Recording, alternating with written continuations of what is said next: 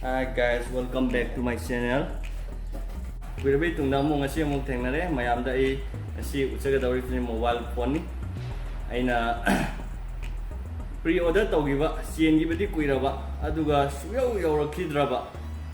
aduga haidi aina yam nganna utsage da khalambani adu lockdown tawsile adai covid-19 gi ama adai dukan hangba yagi tre gai sin yagi tre aigi potusu chen di chen raga dum keno da palla laigre koi pal leibno kangde unda mo yo tre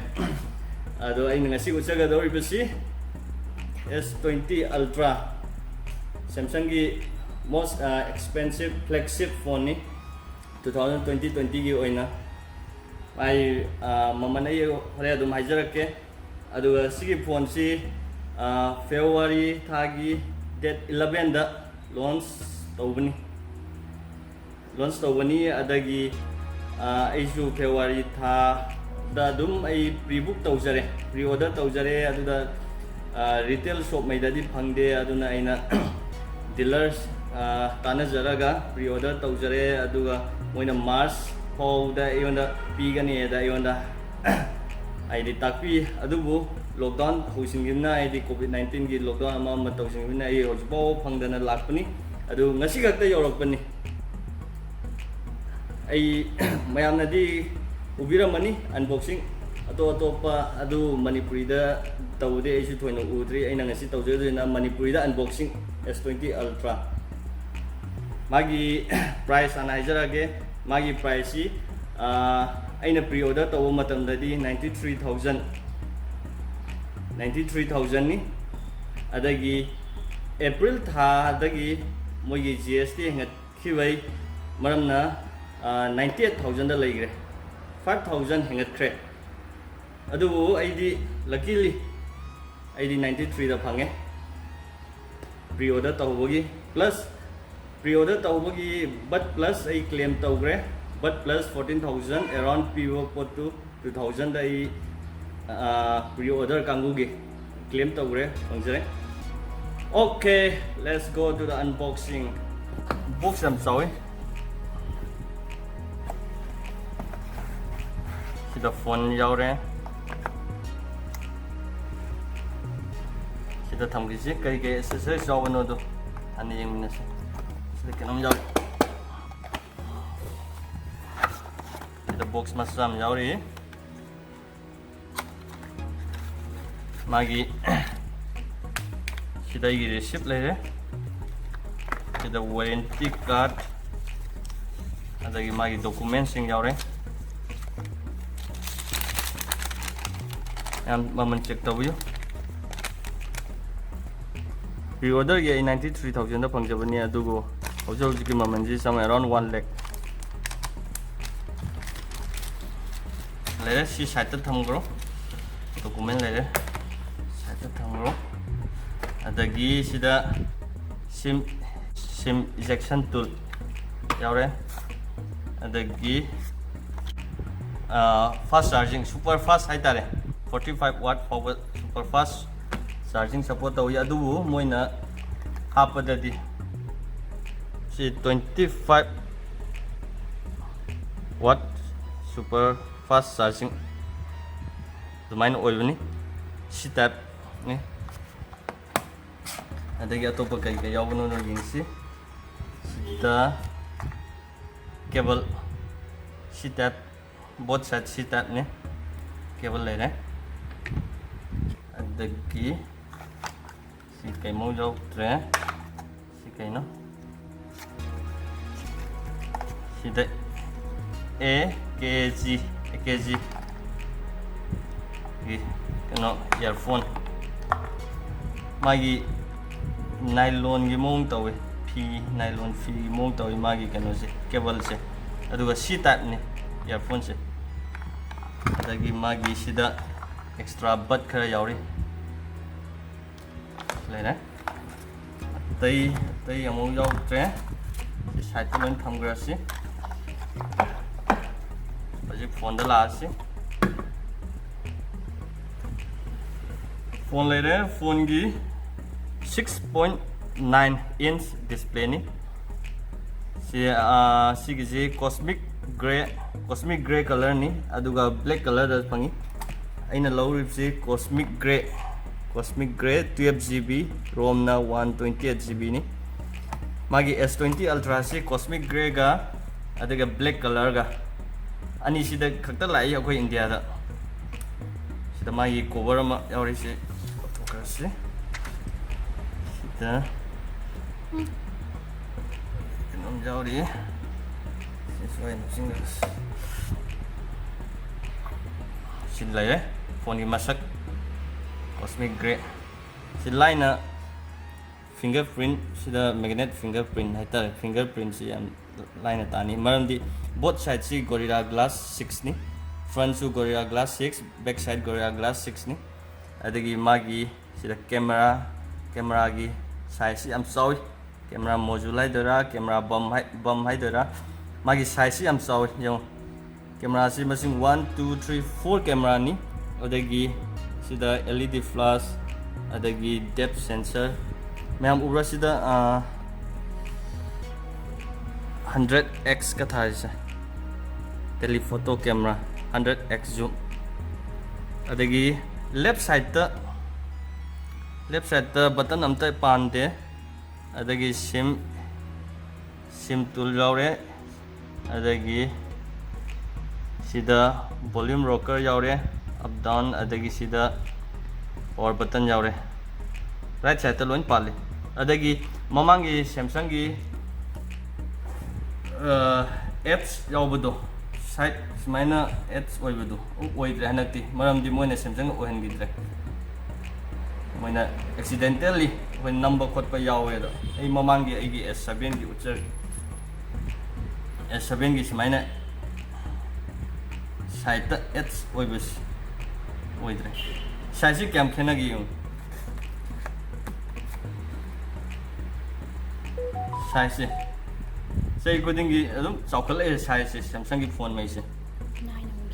sina S7 ai S8 plus ai uchar ke S8 plus S sina S7 dagi S8 plus na mukra saure S8 plus dagi amuk sina muk saure S8 plus siga mu S8 plus sidagi su sawel S7 dagi su saweli adagi S8 plus sidagi su saweli sina 6.4 something inch orangani sina 6.9 somewhat 7 inch aiduni 6.9 inch ne magi displays aduga magi camera module haitara camera bum ji sawuni na koina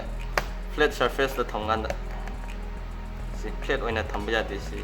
aina nom aduga ai manungi magi feature papan gi yengbiro si aluminum ni adagi back side Gorilla Glass 6 adagi console camera sida yauri adagi magi kwaidagi aina sigi display se Samsung gi oina hoje ki Samsung na top ta laibani Samsung gi oina sigi display sina kwaidagi aidi resolution su wangi adagi plus magi display gi brightness yamna kalli yamna wangi ai oi display brightness akoina mapanda thokpa matamda ilai laina uba pangi message tawu ngami mapanda nungsa da thoaso kum magi brightness yamna ai oi adagi magi khwaidagi maru oiba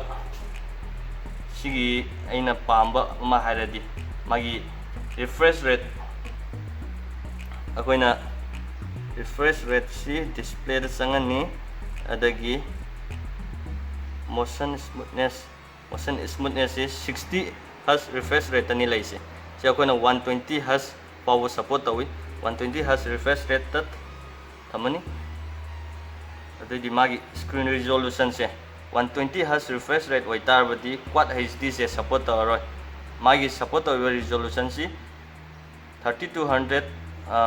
1440 fawni adu akoina highest refresh rate habidi 120 Hz refresh rate ta thamtar badi magi only 120 Hz refresh rate waitar badi only magi full HD power support tawi quad HD da jate hojik yengsi ꯑꯩꯁꯤ 120 Hz ꯊꯝꯈ꯭ꯔꯦ ꯍꯧꯖꯤꯛ ꯃꯥꯒꯤ ꯁ꯭ꯃꯨꯠꯅꯦꯁꯁꯦ ꯌꯥꯝ ꯊꯤꯅ ꯈꯦꯠꯅꯕꯗꯣ ꯐꯤꯜꯗꯣ ꯐꯥꯎꯋꯦ ꯀꯦꯃꯦꯔꯥꯗ ꯌꯦꯡꯀꯥꯟꯗꯗꯤ ꯐꯥꯎꯔꯝꯗꯕ ꯌꯥꯏ ꯑꯗꯨ ꯍꯥꯏꯗꯤ ꯑꯩꯈꯣꯏꯅ ꯏꯁꯥꯅ ꯌꯨꯁ ꯇꯧꯕ ꯃꯇꯝꯗꯗꯤ ꯌꯥꯝ ꯊꯤꯅ ꯈꯦꯠꯅꯕꯗꯣ ꯐꯥꯎꯋꯦ ꯍꯥꯏꯗꯤ 120 Hz ꯔꯤꯐ꯭ꯔꯦꯁ ꯔꯦꯠꯁꯦ ꯑꯗꯨꯒꯤ ꯃꯇꯤꯛ ꯍꯥꯟꯅ ꯑꯇꯩꯗ ꯐ꯭ꯂꯦꯒꯁꯤꯞ ꯃꯩꯗ ꯌꯥꯎꯅꯔꯤꯕꯁꯦ ꯑꯣꯟꯂꯤ 60 Hz ꯔꯤꯐ꯭ꯔꯦꯁ ꯔꯦꯠꯅꯤ ꯑꯗꯨ ꯁꯤꯗ ꯗꯕꯜ ꯍꯦꯟꯒꯠꯂꯦ ꯍꯥꯏꯇꯥꯔꯦ ꯑꯩꯈꯣꯏꯅ ꯑꯦꯅꯤ ꯕ꯭ꯔꯥꯎꯖꯤꯡ ꯌꯨꯇ꯭ꯌꯨꯕ ꯑꯣꯏꯔꯣ ꯀꯩ ꯑꯣꯏꯔꯣ ꯆꯪ ꯃꯇꯝꯗ ꯌꯥꯝ ꯊꯤꯅ ꯔꯤꯐ꯭ꯔꯦꯁ ꯔꯦꯠꯁꯦ ꯏꯁꯥꯗ ꯐꯤꯜꯁꯦ ꯑꯗꯨꯛꯀꯤ ꯃꯇꯤꯛ ꯅꯨꯡꯉꯥꯏ ꯕꯦꯛ ꯁꯥꯏꯠ ꯐ꯭ꯔꯣꯝ ꯕꯦꯛ ꯁꯥꯏꯠꯀꯤ ꯂꯨꯛ ꯍꯥꯏꯇꯥꯔꯦ ꯑꯗꯒꯤ ꯁꯥꯏꯠꯇ ꯑꯩꯅ ꯍꯥꯏꯕ ꯀꯥꯎꯊꯣꯛꯍꯧꯕ ꯑꯃ ꯂꯩꯔꯦ ꯃꯥꯒꯤ ꯖꯦꯛ ꯌꯥꯎꯗ꯭ꯔꯦꯀꯣ ꯀꯩꯅꯣꯒꯤ ꯏꯌꯥꯔꯐꯣꯟ ꯑꯣꯏꯔꯣ ꯍꯦꯗꯐꯣꯟ ꯖꯦꯛ ꯌꯥꯎꯗ꯭ꯔꯦ ꯑꯣꯟꯂꯤ ꯁꯤ ꯇꯥꯏꯞ ꯁꯤꯖꯤꯟꯅꯕ ꯌꯥꯔꯦ ꯅꯠꯇ꯭ꯔꯒ ꯕ꯭ꯂꯨꯇꯨꯠ ꯁꯤꯖꯤꯟꯅ ꯇꯥꯔꯦ ꯑꯗꯒꯤ ꯃꯥꯒꯤ ꯁꯥꯏꯠ ꯁꯤ ꯃꯥꯒꯤ ꯑꯦꯂꯨꯃꯤꯅꯤꯌꯝꯅꯤ ꯁꯤꯅ ꯐ꯭ꯔꯟꯁꯤ ꯍꯥꯟꯅ ꯑꯗꯨꯃꯥꯏꯅ ꯑꯦꯠꯁ ꯂꯩꯇ꯭ꯔꯦ ꯃꯔꯝꯗꯤ ꯑꯦꯛꯁꯤꯗꯦꯟꯇꯦꯜꯂꯤ ꯇꯆ ꯃꯌꯥꯝ ꯑꯃ ꯇꯧꯏ ꯍꯥꯏꯗꯨꯅ ꯃꯣꯏꯅ ꯍꯥꯟꯅꯒꯤ S7 S8 Note 9ꯒ 10ꯒꯗꯣ ꯑꯗꯨꯃꯥꯏꯅ ꯌꯥꯎꯍꯟꯗ꯭ꯔꯦ ꯁꯤꯅꯕꯨ ꯍꯦꯟꯅ ꯐꯔꯦ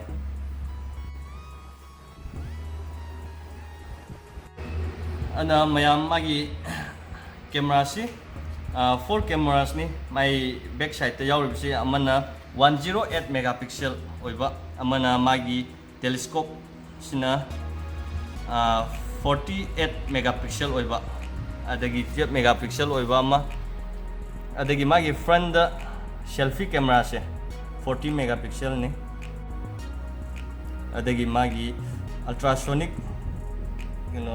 fingerprint hai tare ai amuk set tawdri anawunina magi 100x zoom ni sidasu thari mya urangani mambagini 100x space zoom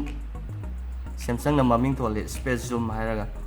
si ai mayam da test tawra ucharake aduga magi camera gi si haidi camera gi magi feature mayam anova feature mayam yauri adusu ai mayam da ucharake ai ngasi nongmani ni si manungda ai camera gi khakta oina ai blog ama semaga mayam da thagat charake mayam da ai thagat charake camera gi khakta oina ngasi gi sina unboxing gi video ni 1 lakh yoge to phone ni aidi masi paksu pai adagi magi aidi 6.9 inch ni display si adu yam pai adu khutagi soi da ta ki ko ti yo ni soi na aidi si kai ni kai ro de maram lai ti aidi maram di glass ne ba ko mo ni any gorilla glass 6 ai ba ga hai ba oi gera adi any kai hai glass ai ji di kai ga dam ne ba glass ai ji di kai ba nai ba pon ni adu na soi ni kai ni magi weight su yam na lumme kuina sin paira di khutbau sidar gani adi yamna lumme ma si 220 grams ne magi weight se 220 grams se wena nungda tari compulsory crack chatpa kai di tawni aduna aina hana phone si yau tringai mamang da aina magi etare magi military US military proof oraba magi cover back cover ma ina selaga thamjabani ai si ucharke si ringke haiba company duni si Korean gi flagship phone mai gi cover kakta sabu company ni ringke mai MRP si kano lising ani but ai lising amaga samara sani lising 1200 adumaina phangkirne na Amazon dagi mai si kano ni transparent aduga camouflage oiba adai mai si da kenom yauri si lotus ai atango ponina thadadringai da hapchilo na phai protection is better than cure hai to samane siya anba oijara su khut mami tai se moigi glass ni na khut ki mami se line tai si finger magnet ai dun khut ki mami si cover hapchila kan da kamaina look oibno do magi phone si sena pai ba matam da di yam di premium di feel oi sada yam na premium feel di oi aduga masu si yam akna fajabati oite magi cosmic gray hai se ada kari pale atobo option leitam ni na saudi saure kuina pa di masal ka ni si de ado magi camera ꯀꯦꯃꯦꯔꯥꯒꯤ ꯁꯥꯏꯖꯁꯤ ꯌꯦꯡꯉꯣ ꯊꯤꯅ ꯆꯥꯎꯋꯦ ꯁꯤ ꯎꯞꯄ ꯇꯥꯔꯁꯨ ꯃꯥꯒꯤ ꯁꯣꯝꯗ ꯇꯣꯡꯈꯠꯄ ꯍꯦꯜꯂꯦ ꯃꯥꯒꯤ ꯀꯣꯕꯔꯒꯤ ꯁꯥꯏꯖꯁꯦ ꯑꯗꯒꯤ ꯁꯤꯗ ꯁꯤ ꯑꯣꯏꯔꯁꯨ ꯃꯥꯏ ꯈꯦꯠꯂꯔꯣꯏ ꯃꯔꯛ ꯊꯠꯅ ꯃꯌꯥꯝꯗ ꯀꯩꯅꯣꯝꯇ ꯍꯥꯏꯖꯧꯒꯦ ꯃꯌꯥꯝ ꯁꯨꯡꯁꯣꯏ ꯁꯣꯏꯗꯅ ꯁꯕꯁꯀ꯭ꯔꯥꯏꯕ ꯇꯧꯕꯤꯔꯝꯃꯨ ꯇꯧꯗꯕꯁꯤꯡꯒꯤ ꯑꯗꯨꯒ ꯂꯥꯏꯛ ꯑꯃꯃꯝ ꯅꯝꯕꯤꯔꯝꯃꯨ ꯃꯔꯝꯗꯤ ꯑꯩ ꯏꯁꯥꯒꯤ ꯑꯣꯟ ꯄꯣꯀꯦꯠ ꯃꯅꯤꯗꯒꯤ ꯄꯨꯊꯣꯛꯆꯔꯒ ꯂꯩꯔꯒ ꯃꯌꯥꯝꯗ ꯎꯠꯆꯕ ꯉꯥꯛꯇꯅꯤ ꯑꯅꯧ ꯑꯅꯧꯕ ꯒꯦꯖꯦꯠ ꯊꯣꯛꯂꯛꯄ ꯑꯗꯒꯤ ꯑꯩ ꯃꯣꯕꯥꯏꯜ ꯐꯣꯜ 2 ꯍꯥꯏꯗ ꯂꯥꯛ 2ꯒꯤ ꯃꯌꯥ ꯄꯤꯕ ꯑꯃꯁꯨ ꯂꯩꯔꯤ ꯑꯗꯨꯁꯨ ꯑꯩ ꯌꯥꯝꯅ ꯎꯠꯆꯒꯦꯗ ꯑꯩ ꯈꯟꯖꯔꯤ ꯑꯗꯨꯅ ꯃꯌꯥꯝ ꯁꯨꯡꯁꯣꯏ ꯁꯣꯏꯗꯅ ꯁꯕꯁꯀ꯭ꯔꯥꯏꯕ ꯇꯧꯕꯤꯔꯝꯃꯨ ꯂꯥꯏꯛ ꯇꯧꯕꯤꯔꯝꯃꯨ ꯑꯗꯨꯒ ꯑꯩꯉꯣꯟꯗ ꯍꯥꯏꯗꯤ ꯑꯇꯣꯞꯄ ꯀꯝꯄꯅꯤꯅ ꯑꯃꯅ ꯁ꯭ꯄꯣꯟꯁꯔ ꯇꯧꯕ ꯑꯝꯇ ꯂꯩꯇꯦ ꯏꯁꯥꯒꯤ ꯑꯣꯟ ꯃꯅꯤꯅ ꯂꯩꯖꯕ ꯉꯥꯛꯇꯅꯤ ꯑꯩꯅ ꯃꯌꯥꯝꯗ ꯈꯪꯍꯟꯅꯤꯡꯕ ꯑꯃꯁꯨꯡ ꯑꯩꯅ ꯒꯦꯖꯦꯠꯄꯨ ꯌꯥꯝꯅ ꯄꯥꯝꯖꯔꯨꯕ ꯃꯤꯁꯛ ꯑꯃ ꯑꯣꯏꯔꯨꯕꯅ ꯑꯩ ꯃꯌꯥꯝꯗ ꯎꯠꯆꯕꯅꯤ ꯎꯠꯆꯈꯤꯅꯤ